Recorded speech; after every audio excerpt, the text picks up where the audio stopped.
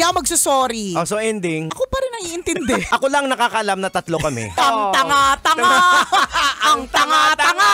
Masyado akong fan ng pag-ibig.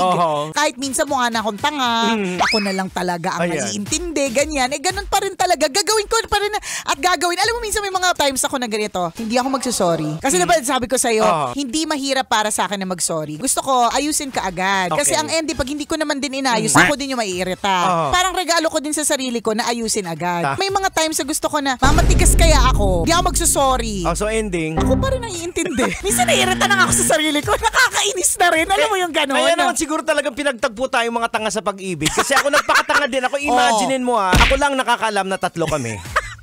Pumapayag ako dahil mahal na mahal ko yung babae. Ang tanga-tanga. Ang tanga-tanga ni Jega. Kung parating na si alis ka na. So umalis ako na umiyak. Correct, diba? Tapos tinutuloy mo pa rin. Bakit? Bakit tayo gano'n? Shout out! Sa lahat ng mga tangas sa pag-ibig. Ang tanga-tanga. Ang tanga-tanga. Masaklap dito, alam mong mali. Alam mong hindi mo na dapat itolerate. Pero tinutuloy pa rin natin. Bakit tayo gano'n? Kasi mahal mo eh. Yan na nga! Kasi mahal. Ayan. Pag mahal, iintindihin. Lalawakan ng pag-iisip. Pero, iba po yung mahal mo sa tanga ka. Ayan, diba? tama. Ang tanga-tanga. Ang tanga-tanga.